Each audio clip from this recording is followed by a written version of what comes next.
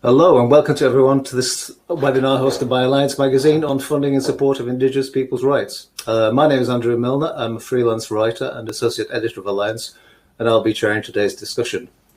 The topic of the discussion was also the subject of the magazine's March edition. We have a special issue in every edition, as you probably know, and as part of that, Alliance is offering all participants in this webinar a print copy of the March issue for any donation over £5 to Alliance Magazine. Alliance is a charity and it generates a lot of its own income, but we still rely on generous support to bring you trusted, independent and expert insight. So if you want to avail yourself of this offer, please do. If you click on the offer tab on the right hand side of your screen and follow the instructions there, we'll send you your free copy.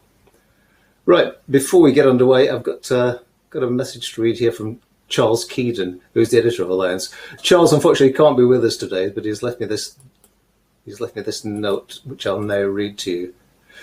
Indigenous peoples are central to the sustainable management of the world's natural resources and the achievement of the Sustainable Development Goals and the attainment of collective and individual rights. It follows that they should be at the centre of discussions about key issues affecting the planet. It's therefore critical that they were also at the heart of Alliance's magazine issue on Indigenous Philanthropy earlier this year, which we just mentioned. From our guest editors Mónica, Alemán and Kerenge, I work with IFIP and Lourdes Inga, who interviewed for Foundation President Darren Walker, to contributions from Kenya, Borneo, New Zealand and Australia, we hope that the Alliance issue provides a useful introduction to the landscape of Indigenous philanthropy.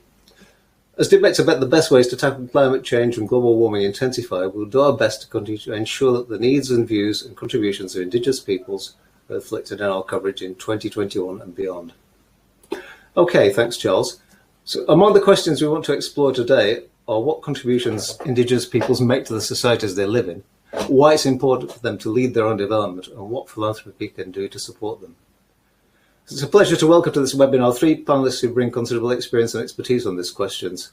We've got Galina Angarova of the Cultural Survival, who has very kindly and bravely stepped in the last minute because Mónica Alemán of the Ford Foundation, who should have been a panelist, can't be with us today. She's enduring the effects of 2 hurricanes in Central America at the moment. So our best wishes to her, and thanks again to Galina. We've also got Lourdes Inga of International Funders for Indigenous People, and Jemimah Karenga of Land is Life. Before I hand over to them, a brief word about the format of this event. We'll run for about an hour. The 3 panelists will make short presentations, and then we'll have a question and answer session, which we encourage and invite you all to take part in. If you want to ask a question, you can do so anytime by using the chat function on the right-hand side of your screen. You'll see the heading chat. Click on that, type in your question, and also tell us where you're from and who you are. Obviously, time's limited, but we'll try and get to as many of those questions as we can. There's another element of audience participation, which we're running a short poll. We invite you to respond to the first of 2 poll questions, which I'm going to ask in a second. Again, the right-hand side of the screen is the poll button. The first question will be now, and the second one after panelists have made their presentations. So can I ask you now to click on the poll function on the right-hand side of your screen? And the first poll question is this. According to 2016 figures, how much of total human rights funding goes towards Indigenous people? Is it A, less than 5%, B, between 5 and 10%, or C, between 10 and 15%? I'll just give you a minute to answer that.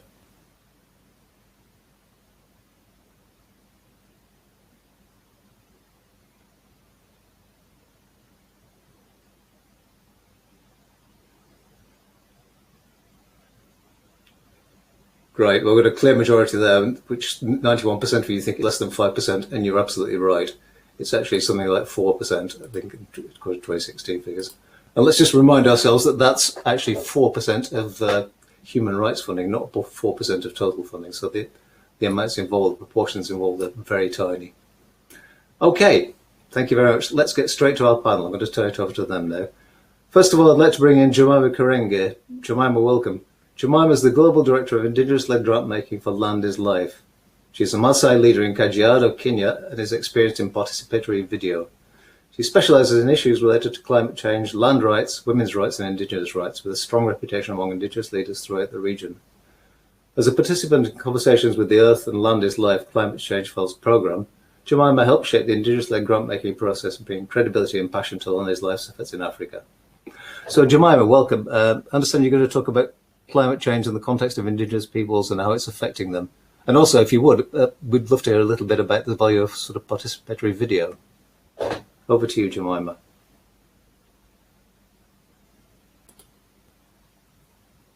Hello. Okay, so Galina, can I throw in the deep end and bring you in instead? Let me just introduce you. Galina Angarova is a representative of the Ekirit Nation of the Buryat Peoples, a Russian indigenous group.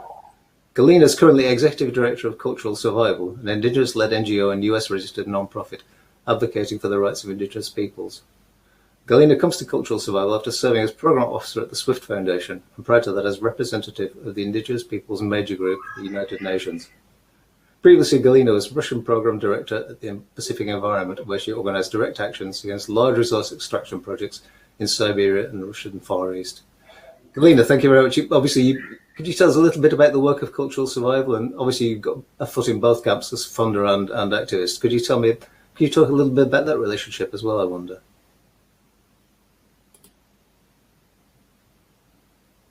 Hi, Galina.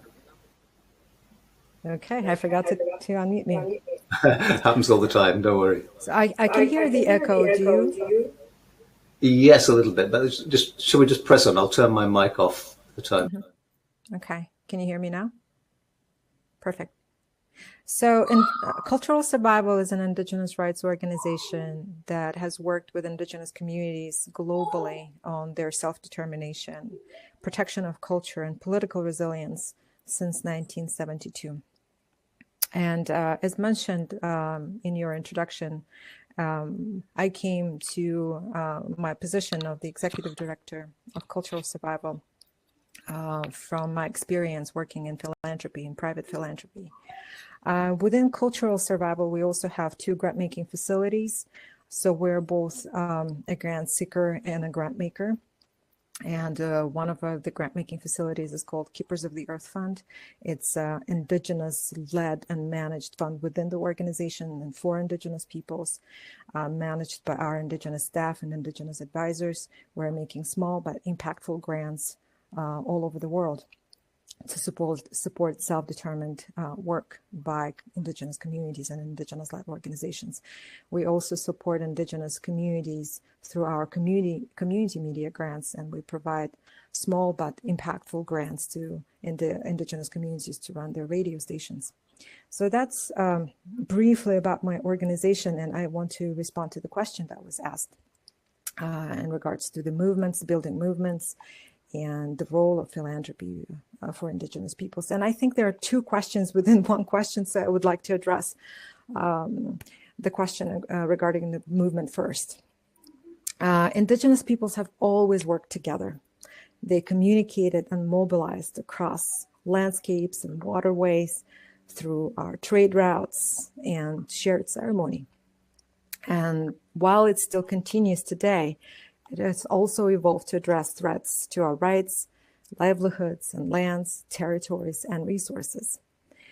We have a very large and vibrant Indigenous movement with activists and leaders across the globe, from the Pacific, from the Philippines to the Sami lands in Finland, Norway, Russia, from the Kamchatka Peninsula and the Russian Far East to the coast, to the East Coast, Wampanoag territories in the United States and the West Coast, the Ohlone territory in California, where I'm speaking from today.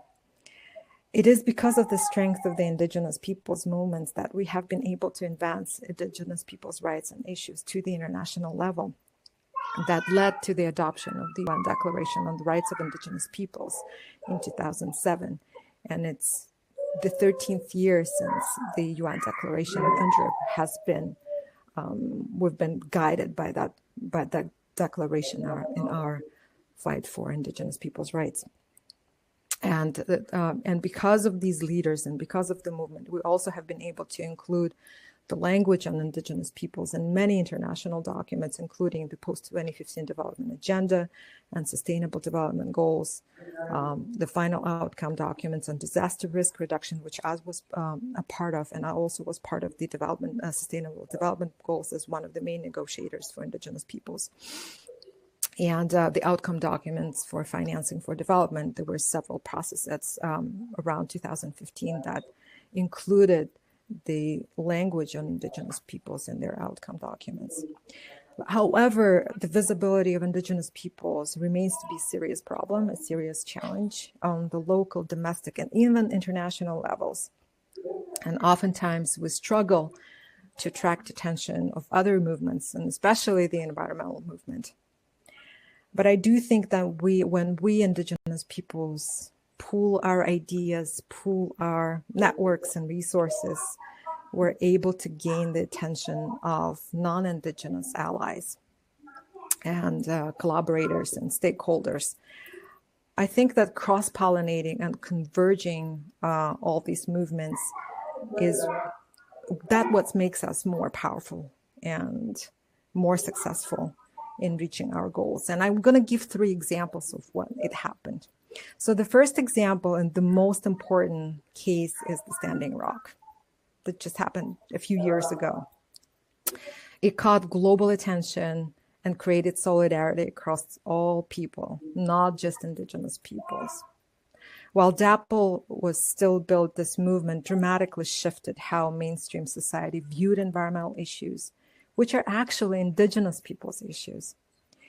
The movement was able to move the needle in divestment efforts globally, and major financial institutions defunded that pipeline as a result. The second case, the second example, is the opposition of the Wet'suwet'en First Nation in British Columbia to the gas pipeline that was proposed through their unceded traditional territories.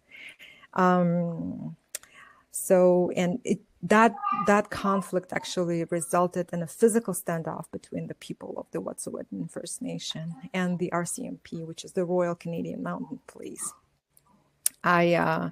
The conflict peaked around December 2018 and January 2019, when the whole world tuned into Facebook and live feed, when the RCMP was raiding the Unistoten camp and Gideon Dam checkpoint, and witnessed firsthand how Indigenous people's rights were threatened and people's lives were threatened. And that mobilized a movement globally, and a lot of people across the United States and Canada in all major cities went out in the streets and rallied in support of the Wet'suwet'en First Nation. I personally visited the Unistoten camp in April 2019, and I witnessed that there were a lot of non-Indigenous allies, both Indigenous and non-Indigenous allies in both camps, who came as a result of that media attention and to support the Wet'suwet'en First Nation on the ground. And I had many conversations with these people. And I felt that solidarity firsthand. So the third example is the most recent example of galvanizing the movement in support of the Indigenous peoples is the case of Mi'kmaq First Nation in Nova Scotia in Canada. The case arose as a result of the long-term dispute over fishing rights in the area, a conflict between Indigenous and settler communities over fishing rights. And it actually resulted in violence and harassment and anger from the settler communities. And as a result of raising awareness globally, people all over Canada and the United States boycotted the purchase of lobster from the largest seafood company called Clearwater Seafoods. And because the revenue was declining, Mi'kmaq First Nations was able to galvanize the support of other First Nations and the company called Premium Brands, and they were able to purchase 50% of the company, securing control of all Clearwater fishing licenses and operations. And that's what solidarity means. That's what movement means, movement building means. So I just gave you the 3 examples, and I wanted to kind of give the points, what made this movement successful and why Indigenous peoples were able to go beyond just Indigenous peoples' issues and movements and attract our non-Indigenous allies. First of all, it's shifting views and attitudes on Indigenous peoples' issues. They're not just Indigenous peoples' issues. They are environmental issues. They are human rights issues. They are freedom of expression issues. They are women's issues. They are issues that affect everyone. Number two, the role of technology and social media. And especially today, it's important, especially today, because we are in the times of COVID.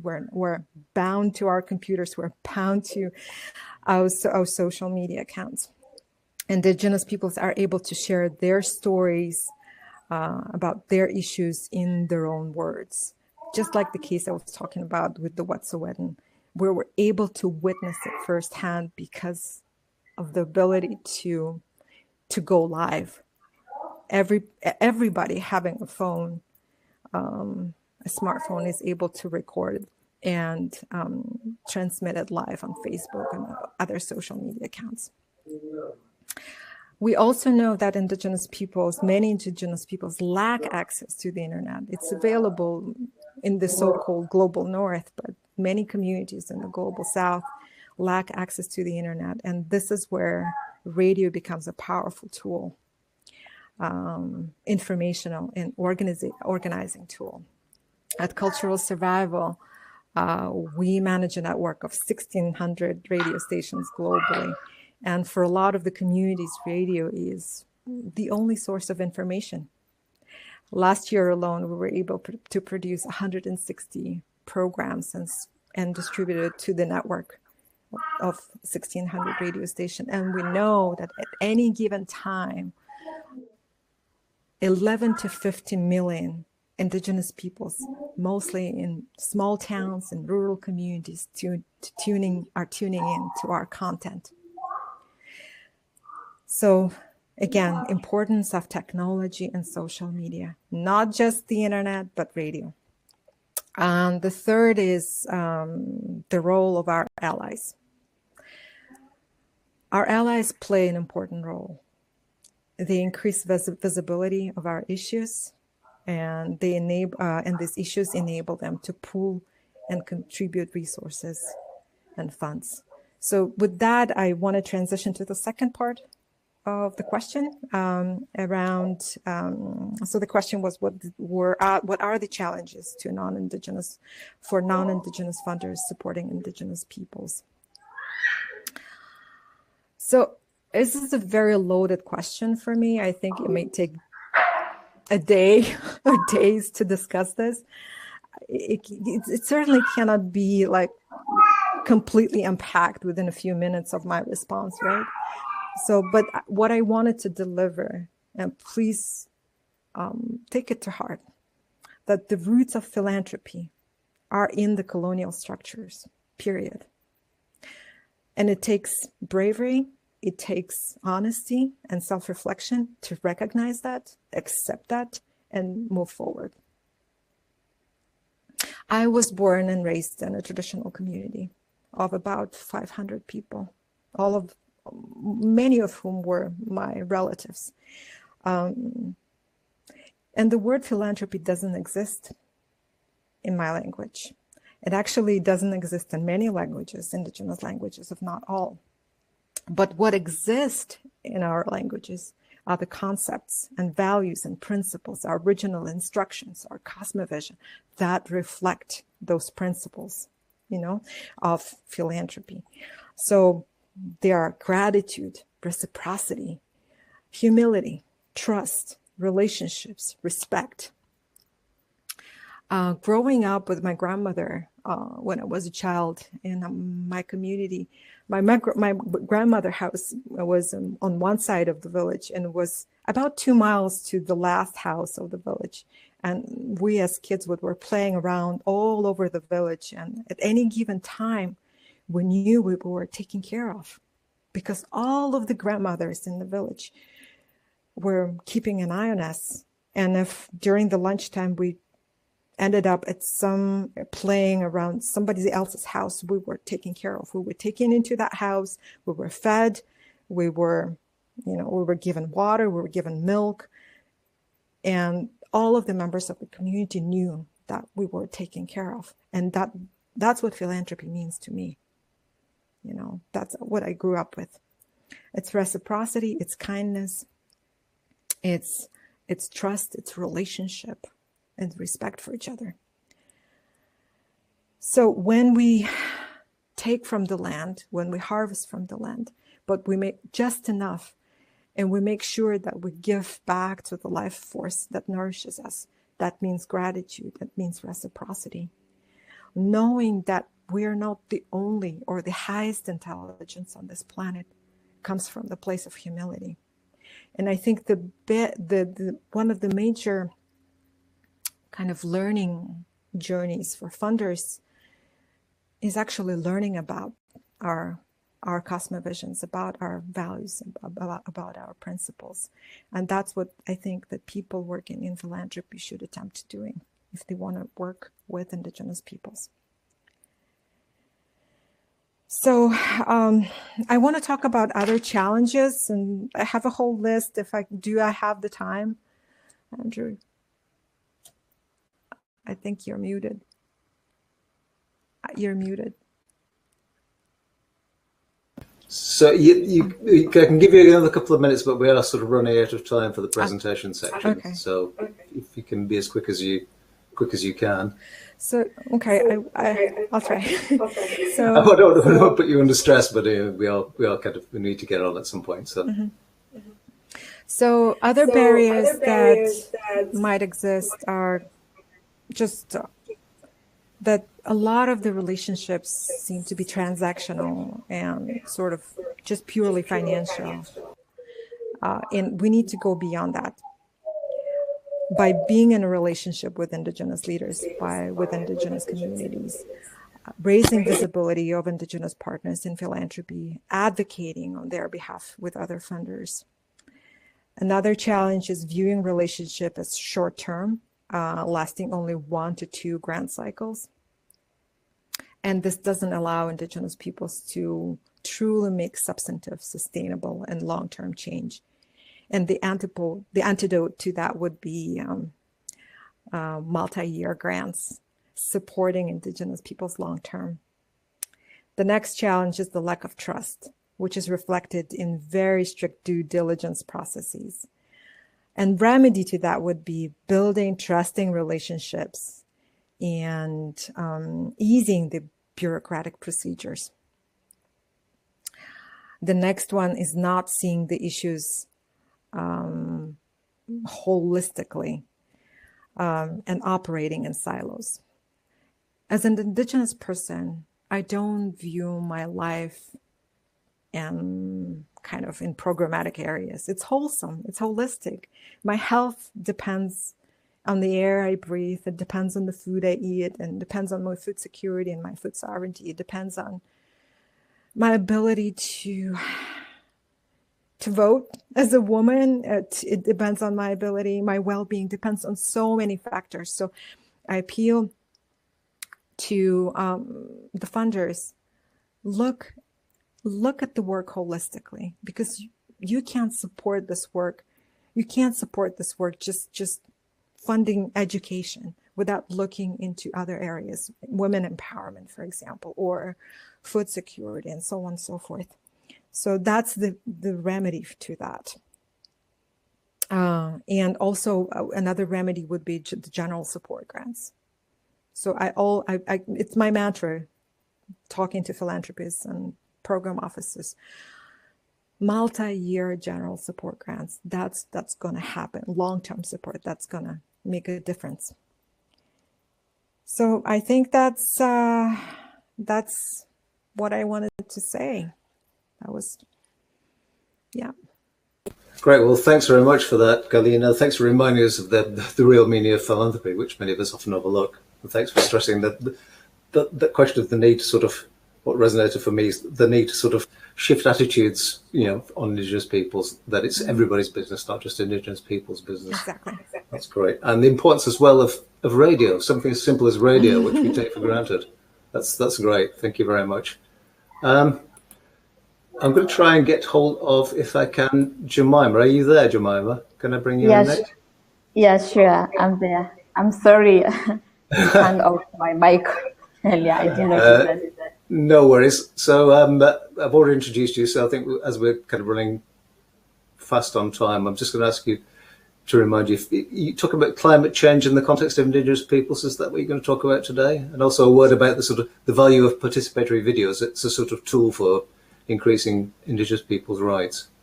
Yeah, you're correct. Okay, over to you, Jemimah. Okay, thank you. So thank you so much, Andrew, for having me in this webinar, and thank you to everyone who have joined. So I'm going to talk about climate change in the context of Indigenous people and how it's affecting them. And I will also talk about the value of participatory video in enhancing the rights of Indigenous people. So what is climate change according to Indigenous people? Climate change is change in traditional weather calendars. So the Indigenous people in the recent years have experienced, they've noticed some changes in their traditional weather calendars, and they are no longer able to predict weather seasons. And this is climate change to them, and they're wondering what is happening, but they know climate has changed. Also, climate change, according to Indigenous people, is a change in human social behavior.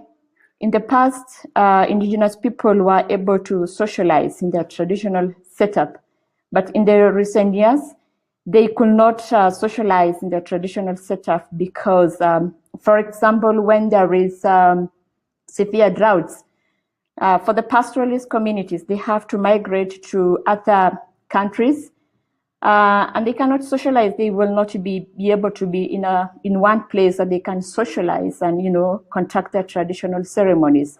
So climate change is really distracting their social behaviors. So this is climate change to them.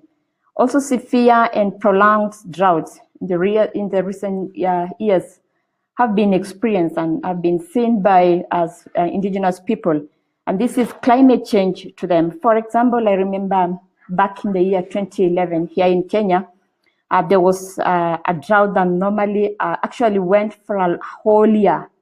It was really terrible for Indigenous people, especially for pastoralists who depend upon their livestock. So this is climate change to them. Also, temperature increase. Indigenous peoples knows that temperature increase has been witnessed in the recent years. This is something that was not there in the past years. So this is climate change to them. Also, increase in floods is being experienced, and it's caused by climate change. And changes in vegetation cover. Especially in my community, I come from a Maasai community, whereby we have some plants that we use in performing our traditional ceremonies. And there were plenty in some past years, but in recent years, it's really hard to get these plants. When you go to the top of mountains, it's really hard to get, because some of these plants, they need to grow when the rain is there, but when the rain is not there, it's really hard to get them. So let me talk about effects of climate change to the IPs, or to the Indigenous people.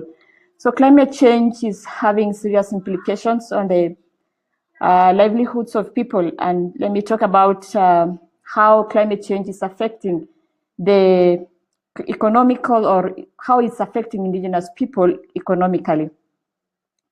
So climate change is affecting the livelihoods of Indigenous people. For example, the pastoralists who are dependent on their livestock for food and other basic needs. When there are prolonged droughts, they get affected because there will be limited pastures for the livestock and scarcity of water, leading to loss of lives of these precious animals to them, hence affecting people, affecting the life of people, because this livestock, they do sell them in their markets to get money to buy food, buy clothes, and pay for school fees for their children. So like climate change has really affected the economic life of Indigenous people. Also, socially, climate change has affected Indigenous people socially. Indigenous people have got peculiar way of socializing. They have specific times during the day that's set just to socialize. And, you know, to socialize and storytelling, especially evening times when they can sit around the fire and share stories with each other. This only happens when they are not distracted by implications of climate change. For example, severe droughts causes migration of livestock by the pastoralist communities who follows these animals, leaving behind other people in their traditional home, or rather they get scattered, and those special moments don't happen until they get back together again. This is when they happen. So it's really affecting their social life. Many social times are affected. E.g., women have got time to sit in a group and do some work like beadwork as they socialize and as they chat. But when droughts are there, they don't sit around, they don't sit in groups. They get scattered, you know, trying to look for means of catering for their livestock. Also culturally, climate change, the cultures of Indigenous people is being affected by climate change. For example, the staple food for the Maasai community is meat, milk, and raw blood from the cows. But because of climate change, they have opted to buy farm products from the neighboring farmers. And these neighboring farmers most of them are also Indigenous people, are also affected by climate change, because when there is no rain, you know, they cannot farm until they dig boreholes to get water, and it's expensive for them.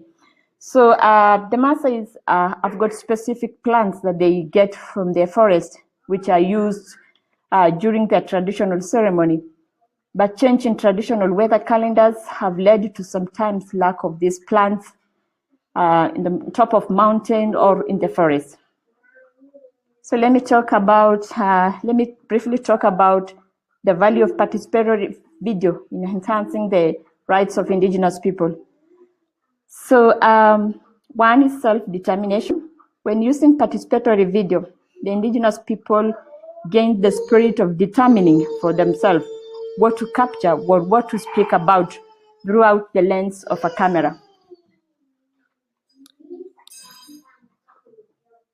Also, the power of communication.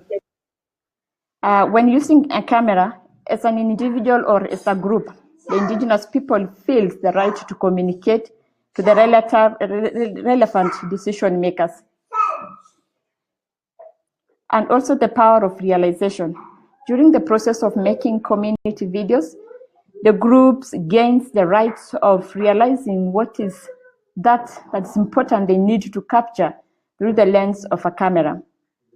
Also, as a platform to air their views.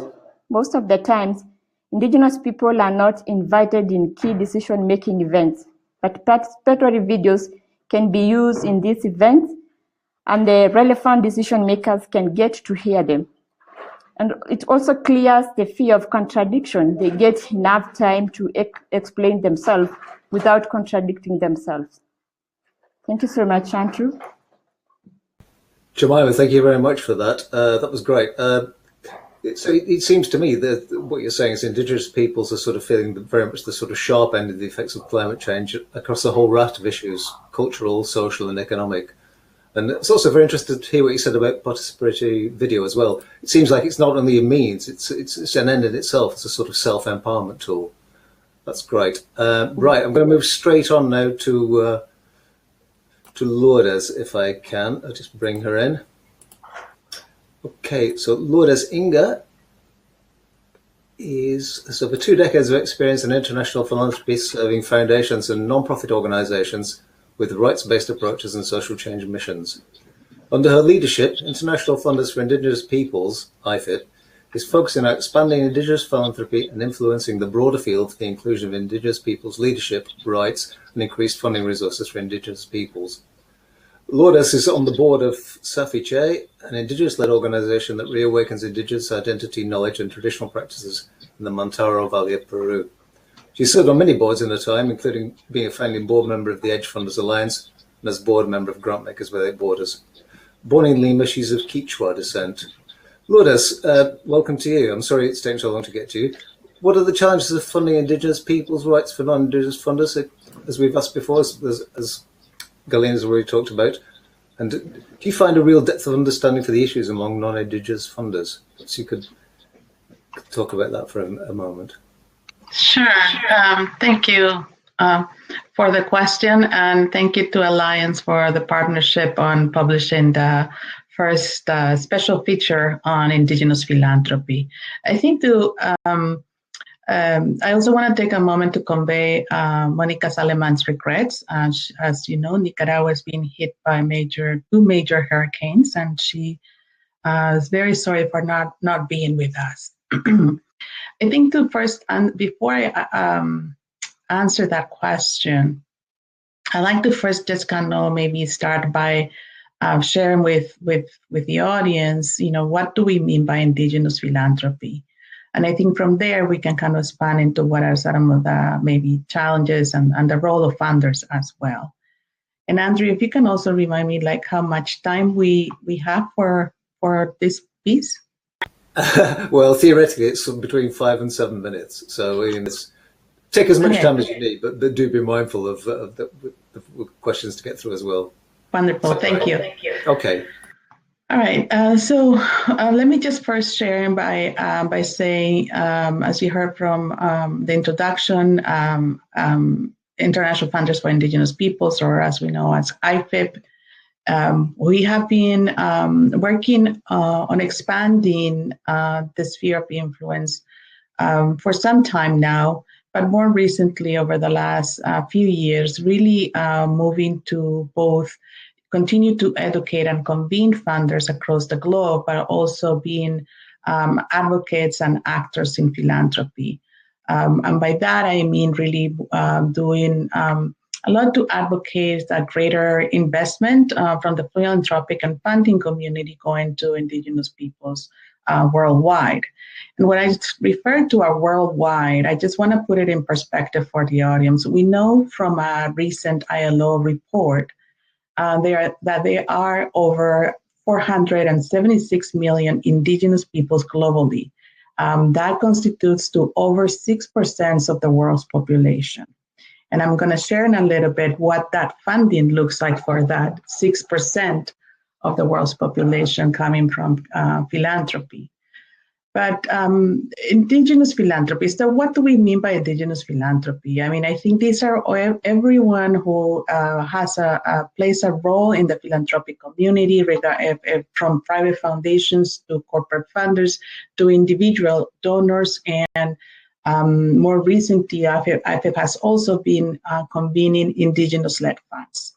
So these are all funding organizations who are actively funding or seeking to learn how to support Indigenous peoples across all issues, as we heard from Galena, across all geographies and social movements. Now, within Indigenous philanthropy, there's also Indigenous-led philanthropy. What do we mean by Indigenous-led philanthropy? This is the resourcing of Indigenous organizations, Indigenous communities by Indigenous-led community foundations, or as we refer to them, Indigenous-led funds. There's been now a growing kind of, I don't want to call it movement, but there's a growing cohort of long-established funds as well as newly emerging funds that are managed and governed by Indigenous peoples for Indigenous peoples.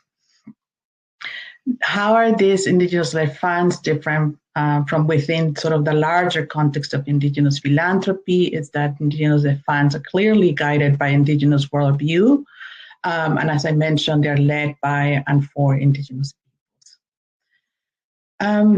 I was also asked on a separate kind of thread of conversations, how do I see philanthropy expanding? And before I get to the challenges, IFIP has been working on this for about 20 years. And the quick answer to how do I see this, and if philanthropy is expanding its support to Indigenous peoples, I would say it's been expanding in a very, very low pace. Here's the data that we know. 0.4% of all philanthropic funding by the large U.S. foundations is directed to Native communities in the U.S. That's 0.4%. We learned last week that in Australia is no different. 0.5% of all Australian philanthropic funding is directed to Aboriginal control organizations. Now, earlier you were, Paul, on your to sort of guesstimate the percentage on human rights. And we know that 5% of all human rights philanthropic funding was identified as supporting Indigenous peoples in 2017. Now, to put it in a more broader perspective, and I would love to kind of have conversations with those of you who are listening from UK and European countries, but in the context of US Foundation looking at global philanthropy, we know that 1.2%, that's 1.2% of all international philanthropic funding by the top 1,000 US foundations went to supporting Indigenous peoples between 2011 and 2015. So the quick answer for that is, yes, there's been some growth, but it's nowhere near that huge gap. And I would dare to say the blind spot and injustice that continues to be present across the world, but also within our community, the philanthropic community. And so there's more to be done to really kind of shift those percentages, that data that we're hearing and that we're kind of being more aware. Now, what is the role of funders on this? Last week, IFIP held its first global virtual convening. And what I mean global, IFIP, it's a global network. We have members that fund only in the US, members that fund only in Canada, members that only fund in Australia, but we're a global network because we're convening all of them to have these conversations and to have deeper discussions on how do we shift this as a global community. And so one of the we heard many things from that discussion last week. But in terms of the role of funders, I think we first need to start by acknowledging and having honest conversations in that acknowledgement of the underinvestment into these communities. And we must reflect why that is the case in your institutions and why is it happening in your institutions. We know that Indigenous peoples should be funded regardless of what program area or priority area foundations or funding entities have. We also, I think, for the role of funders, this is also part of sort of the learning journey and reflection that needs to happen. And some of the questions that you should all be asking is, what are you lacking as a funder to make a shift?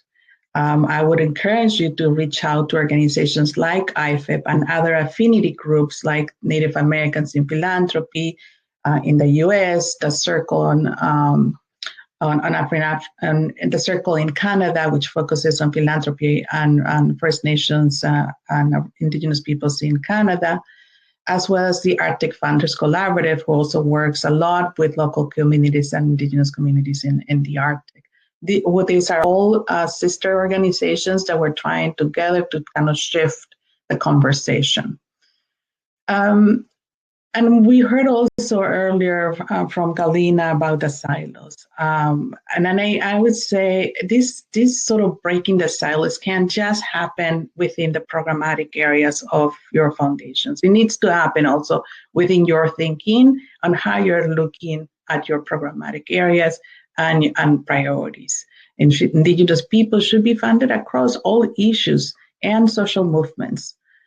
I would also say that I think in that process of really rethinking, reflecting, and acknowledging also some of the things that we must do as a philanthropic community, that funders need to invest in building the capacity of your staff as well as your board to be both thoughtful and effective philanthropic partners to Indigenous peoples. What are some of the challenges? I think, in many ways, taking the first step, I think it's a way to start the conversation, acknowledging that we need to do more as a global philanthropic community to support Indigenous peoples, but also to really kind of reflect on why in philanthropy we continue to have a blind spot and operate within that context of having a blind spot when it comes to funding Indigenous peoples. I think that's a conversation that we can have, and I encourage you all to seek us out at IFIP as well. I also want to just kind of add that last week, and I refer to the virtual convening that we hosted last week, I think it was the first time also for IFIP to have a convening where we center Indigenous leadership and Indigenous priorities on the discussion topics. And these are the type of conversations that we should be having both in the funding community, but also as our own institutions, right? What is it that we're trying to shift and who should we be listening? And what does it mean to really think about a funder's priority versus a community's priorities, regardless if they're Indigenous or not. And I think I'm gonna maybe just stop there, but I will leave with just that maybe one last message is that as we're wrapping up 2020, and we know by all means 2020 has been a challenging year due to the pandemic and also more, as we heard from Jemimah, like climate change is something that we must also come together to both find solutions, but also to collaborate. So I would encourage you that in the ways that you're thinking about how and where you need to prioritize, and regardless if it is under health or education, well-being, women's rights, the LGBT community, the disabilities community, regardless of what program that you're funding, to really kind of see what is it that your institutions are doing to include Indigenous peoples in your funding. Indigenous peoples can continue to be excluded from the larger, more mainstream philanthropy, and we need to do more to make that shift. And IFIP is here to have conversations with each of you and connect you with other funders who have been doing this and will be more than happy to share their lessons as well as the strategies that they've used to support Indigenous organizations. Lourdes, thank you very much.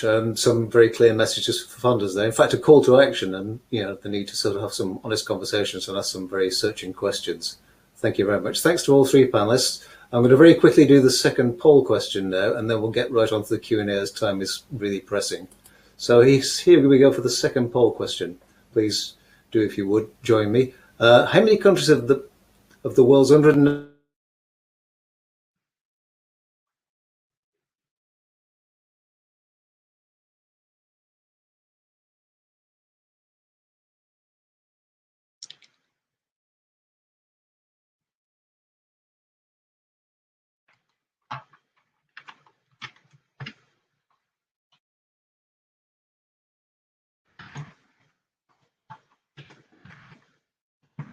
4%, around say 90, and that's the correct answer, in fact, which the purpose of this poll is really just to show how widespread the issues are.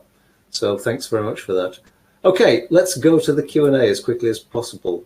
Got a question here from Rosalie Cates. I think Galina initially was talking about history and the roots of philanthropy being in colonialism. Rosalie Cates asks, how can we improve our knowledge of history so crucial to shifting views? Anybody want to comment on that one?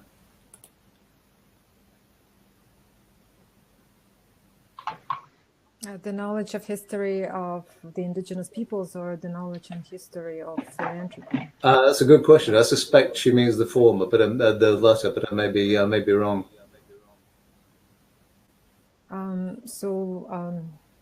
I think that there's some information available on Justice Funder's website. If you can look it up, they talk about the codes of philanthropy. Actually, philanthropy originated from financial sector, banking sector, and academia, highly colonized fields.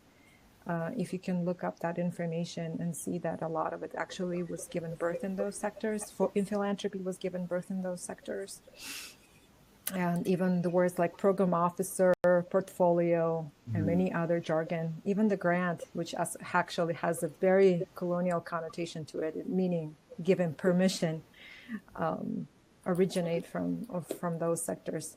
As far as indigenous people's rights, the history of the indigenous movement, there's an incredible course that's available right now and offered by the Columbia University, by their Indigenous Peoples program. It's actually was birthed by one of the greatest allies, the former chief of the UN Permanent Forum, Elza Stamatopoulos. Look it up too. I think it's an incredible course, and it will just be able to learn a lot about the movement and the origins and how it evolved over time. Great, thank you. Anybody anything to add on that one? I think what I'd like to add to that is that we continue to go back to the conversation of decolonizing, and also to acknowledge that colonization is still present. And I think we just need to recognize that there's some factors on that, and what does that look like also, particularly in the context of recent conversations in philanthropy. I know, for instance, in the US, there's been a lot of recent conversations around racial justice. And what does that mean also for maybe, as I was referring to, either a bias or the blind spot that we continue to see in philanthropy when it comes to funding indigenous people. So it's just more of a reflection to that question. Okay. I have another comment actually related to that. I just, one of the comments and challenges, I think that we see indigenous peoples in a lot of the outreach materials by many organizations, big environmental organizations, smaller environmental organizations, organizations that work with people of color. But when I look at the compositions of the board and staff on these organizations, there are no indigenous peoples. There's no representations. And to me, it's like a huge sign. You know, you have to walk the walk, talk the talk, whatever the expression is. I always see that if there are people, indigenous people, and the decision-making structures, they are part of building strategies and solutions. And that just gives me hope that our values and principles are being implemented. Our views are being listened to. We are being listened to, and that we've been regarded, you know. So it's a huge mark for me. So I want to appeal to the organizations and foundations that are working on indigenous issues. Build advisory boards comprised of indigenous peoples. Invite indigenous peoples to their board. Hire indigenous program officers and staff. Right. That actually answers another one of the questions that's coming as well. So you've killed two birds with one stone there, Galina. Thanks very much. On a practical point, could you, some of those resources you mentioned earlier, could you either email Alliance or email me with some details of them? I can pass them on because we had a few requests in, or type them into the chat window, whichever is easier for you. That'd be great. Okay, let's get to another question. Here's one from Evelyn Arce Eriksson, Director of Philanthropic Partnerships at Native Conservancy. with climate crisis and food security, sovereignty being the most critical issues of our time, can you give good examples of Indigenous-led NGOs that are able to bring restorative practices that help with carbon sequestration, food security, and with the regenerative economy to its communities? Jemimah, could I bring you in on that one, please, do you think? Any good examples of NGOs that are involved in these things? Okay, so let me talk about Land is Life, where I work at. So at Land is Life, we have a program called Indigenous Led Grant-Making, which I lead. So under that program, we have one thematic areas, which is livelihoods. So the small grants goes towards supporting the livelihoods of Indigenous people. Great, thank you. Yeah. Okay, I think probably just got time for one very quick question because we're an hour flies by. This is from Ana Paula Fernandez Jubran. Do you have good examples of triple bottom line investments for profit but with social and environmental impact considerations? If so, again, could you give a couple of examples, any of the panelists?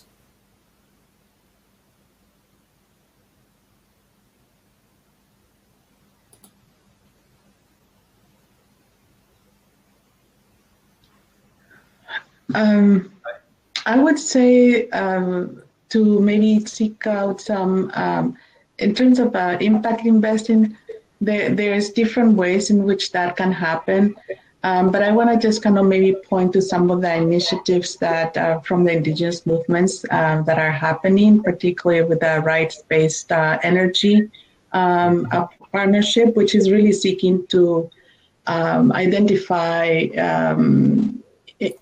investors or impact investor or philanthropic funding to really look at energy from a more self-determined, as a self-determined right, and do it in a way that also provides both a different way of looking at development opportunities for indigenous communities. Maybe Galina has other examples. It's actually, yeah. Galina, do you want to come in on this? Yes, I actually was bounced offline. Sorry about that. So that's to the question by Sean Paul, correct? Yes. It's a slightly different question from Sean Paul. It's about sort of using impact investing to benefit indigenous peoples.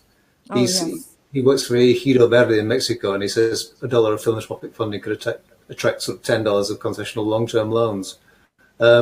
Do you have any kind of examples to share on similar lines?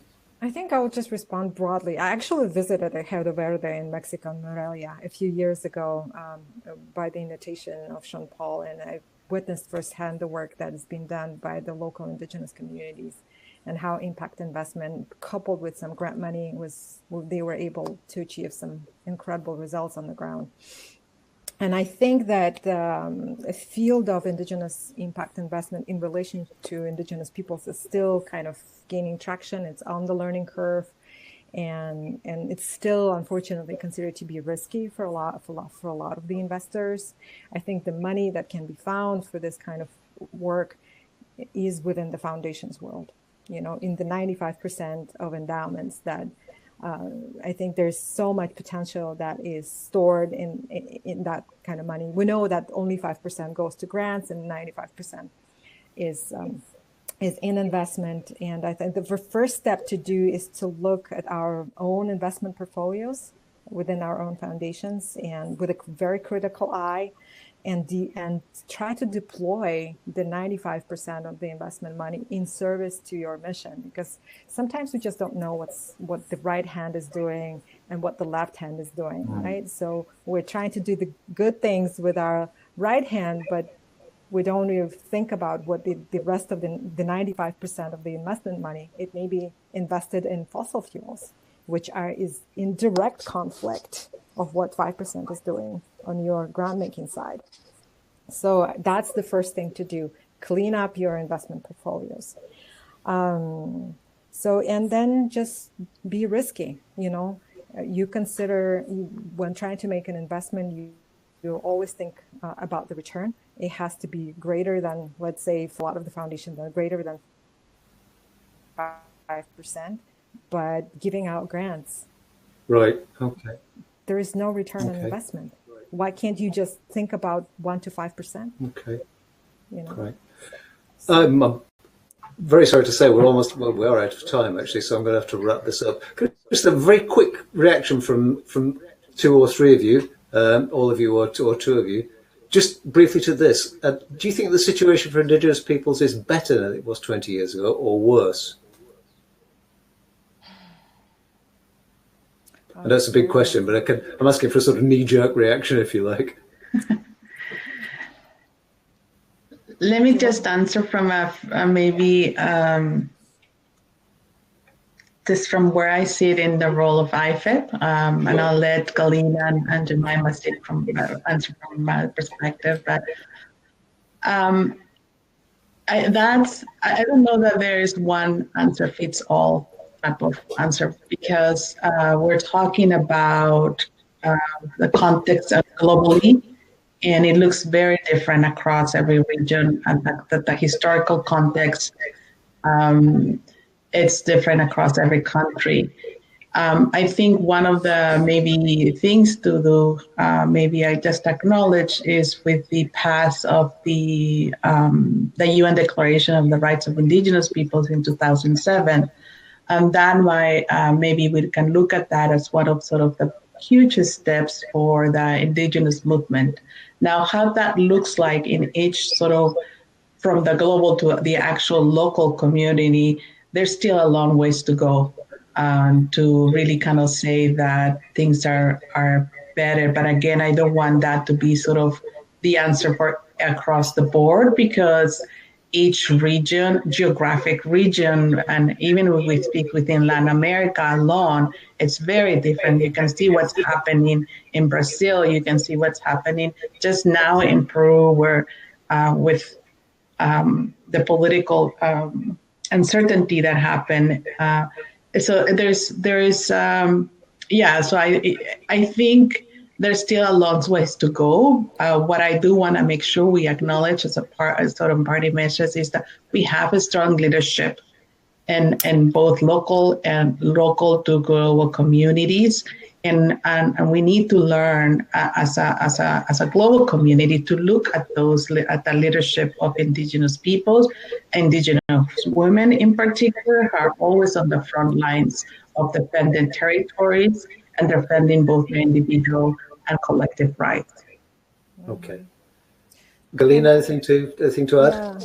Yeah, I can add to that. I completely agree with you, Lourdes. It's like on one hand, we have incredible advancement in Indigenous people's rights internationally with the adoption of UNDRIP, elaborating free, prior, informed consent protocols on the global level for many multilateral, bilateral institutions and companies. On the other hand, I'm just going to throw some statistics, right? We are over 6% of the global population. Indigenous peoples manage over 25% of the land surface, which are home to 80% of the biological diversity. And every year, there are more and more conflicts because we're managing that biological diversity. The conflicts between the Indigenous peoples and the governments and large industrial companies, mining, big agro, and so on and so forth, they increase. Last year was the deadliest in terms of killings of Indigenous peoples, land defenders. I'm sure this year is going to be even deadlier. So that tells me that locally, on the local level, the intensity of conflict is just getting bigger and bigger. So we need to pay attention to that and actually apply the international standards, what we've fought for so many years, the UNDRIP, onto the local level. Great. So yes and no. I guess that might have been the answer. Yeah, thank you very much for that. Jemimah, anything to add, or can I wrap this up now because we're pretty much out of time? Add something. So I can say it's a two-way situation. One, right now, they are slowly given a platform to air their views, the decision-making events, compared to the past 20 years where they were not given any platform to air their views. And also right now, it's worse because in terms of climate change, it's really affecting them. Great. Thank you very much to all three. I've got to wrap this up now. I'm sorry, the hour's kind of flown past, actually. I hope you've enjoyed today's discussion and you'll take quite a lot away from it, which I certainly will. Can I draw your attention once again to our offer? If you want a print copy of the March edition of our magazine on Indigenous Philanthropy, there's a free copy for, well, if you call it free, for every donation over £5 to everyone listening today. So if you want to take advantage of that, do click on the offer button. Finally, a big thank you to everyone concerned. Thanks especially to our panelists, particularly to Glean, who stepped in, stuck her head in the mouth, the lion's mouth at the last minute.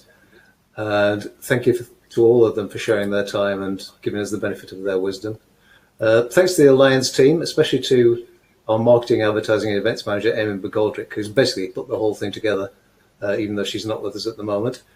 Thanks to Amy, and also to Zibran, who was kind of pressed the buttons and pulled the levers today. Thanks to Zibran, and really thanks mainly to all of you for taking part and asking questions and making this an engaged and lively debate. I'd just like to draw your attention to our webinar series, which continues on the 10th of December, when the topic will be Global Health Philanthropy. Is it too much or not enough? So invitations for this will be going out tomorrow, so do keep an eye out for that, and we'd love for as many of you as possible from today to join us then. And also, of course, any colleagues or contacts you're interested in. We're interested in this. I think the recording of these proceedings will now be sent to all those taking part. I think that's correct. So you're all going to get a copy of that. Thanks and goodbye. Thanks all for listening, and thanks to the panelists once again. Thank you. Thank you. Thank you so much. Thank you. Goodbye. Bye.